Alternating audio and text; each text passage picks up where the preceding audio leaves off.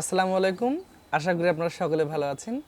Computer ভিশনের পক্ষ থেকে স্বাগত জানাচ্ছি একটা পিসি বিল্ডের আইডিয়ামূলক ভিডিওতে। এটা একটা জাস্ট আপনাদেরকে আইডিয়া দেওয়ার চেষ্টা করছি। এখানে অনেক কম বেশি করা যাবে, আপনারা আপনাদের মতো করে কম বেশি করে নেবেন। জাস্ট যারা জানেন না তাদের জন্য হয়তো একটু উপকারে আসতে পারে। তো বন্ধুরা, যদি আপনার বাজেটটা 70,000 প্লাস হয়, তো এই 70,000 প্লাস বাজেটে একটা কি গেমিং বা ভিডিও এডিটিং পিসি প্ল্যানিং করতে পারেন, সেটা নিয়ে আজকের এই ভিডিওটা বানানোর চেষ্টা করছি। প্রথমত এই 70,000 প্লাস বাজেটটা কিন্তু অনেক বাজেট নিতে পারেন এগুলো। আর বাজেটের মধ্যে আমি একটা প্ল্যানিং দেওয়ার চেষ্টা করছি মাত্র। প্রথমত আমি একটা কেসিং রেখেছি এখানে অ্যাপটেক ব্র্যান্ডের। এই কেসিংটা হচ্ছে সামনে 3টি ফ্যান আছে, টপে 2টি আছে, পিছনে একটি আছে। 8303 মডেলের এই কেসিংটি খুবই ভালো, শীট কোয়ালিটি এবং মোটামুটি কেবল ম্যানেজমেন্টের জায়গা আছে, মোটামুটি চলে যাবে। তো বাজেটের মধ্যে এই কেসিংটা নিতে গেলে আপনাকে 3,800 টাকার আশেপাশে খরচ করতে হবে। তো আমার মনে হয় হেভি কুলিং সিস্টেমের জন্য এই কেসিংটা কিন্তু আপনার পছন্দ তালিকা আপনি রাখতেই পারেন। এরপর চলে এসে আদার্স কম্পোনেন্ট। প্রসেসর হিসেবে আমি দিয়েছি রাইজেনের 5700X একটি প্রসেসর। আসলে এই প্রসেসরটা দেওয়ার পিছনে যেটা কারণ, যে এখানে যেহেতু একটা গেমিং পিসি হতে যাচ্ছে, আলটিমেটলি এখানে আমরা একটা গ্রাফিক্স কার্ড ব্যবহার করব। সো এই প্রসেসরটা আমি দিয়েছি।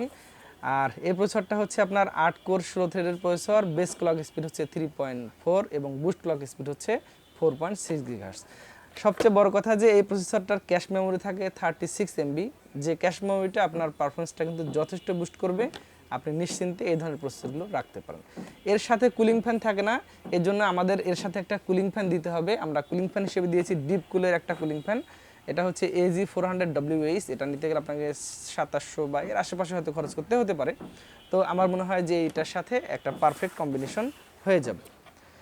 এরপর চলে আসি মাদারবোর্ডে কয়েকটা জিনিস আমি খেয়াল করেছি। প্রথমত এই মাদারবোর্ডটাতে যেন Gen 4 থাকে, দ্বিতীয়ত হচ্ছে এই মাদারবোর্ডটা যেন 550 সিরিজের হয়, তৃতীয়ত এটাতে যেন ডাবল SSD এর স্লট থাকে। এই জন্য আমি পছন্দ করেছি এই পিসি বিল্ডের সাথে, এটা হচ্ছে অ্যাসরকের স্টিল লিজেন্ড B550M। 4টা র্যামের স্লট আছে এই মাদারবোর্ডে। M.10 এর স্লট আছে 2টি, একটা Gen 4 আর একটা Gen 3।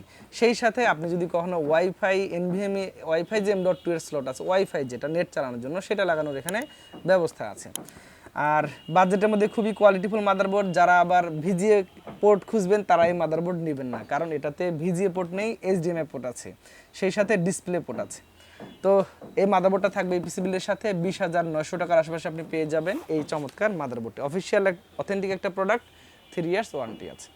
এরপর চলে আসি পাওয়ার সাপ্লাই কিন্তু আমি একটু ভালো দেওয়ার চেষ্টা করেছি। আপনি চাইলে এর সাথে কমও নিতে পারেন, আপনি হয়তো 450-550 নিলেও চলে যাবে এখানে।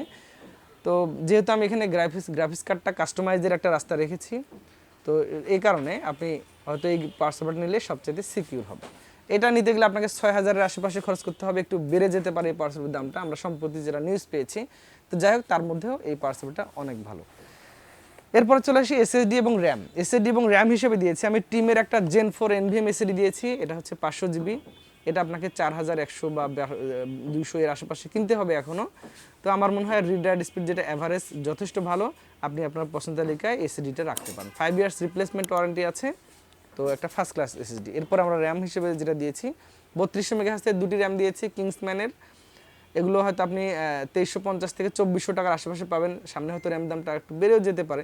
তো যাই হোক, এই র্যামগুলোই থাকবে আজকে এই পিসিবির সাথে। 2টি স্টিক, যেহেতু 4টা র্যামের স্লট আছে, আমরা 2টি র্যাম রেখেছি এখানে।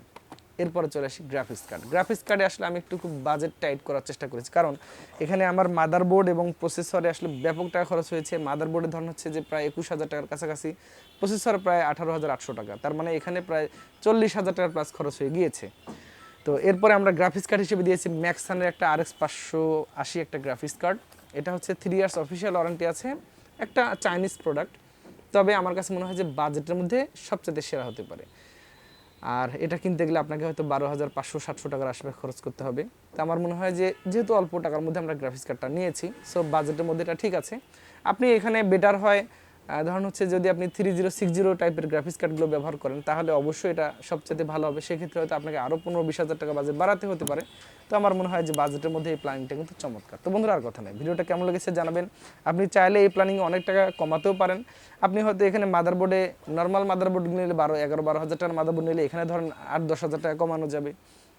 তো তারপর হচ্ছে কেসিংয়ে কমাতে পারেন, পাওয়ার সাপ্লাইটা আপনি আরও 1-2 হাজার টাকা কমাতে পারেন। এভারেজে র্যাম একটা বাদ দিলে সেখানে কমে যাবে। তার মানে এই পিসিগুলো কিন্তু আপনি কমিয়ে 50+ বা 55-57 হাজারের বিল করা পসিবল হবে। তো যাই হোক, আপনি আপনার মতো করে এটা নেওয়ার চেষ্টা করবেন।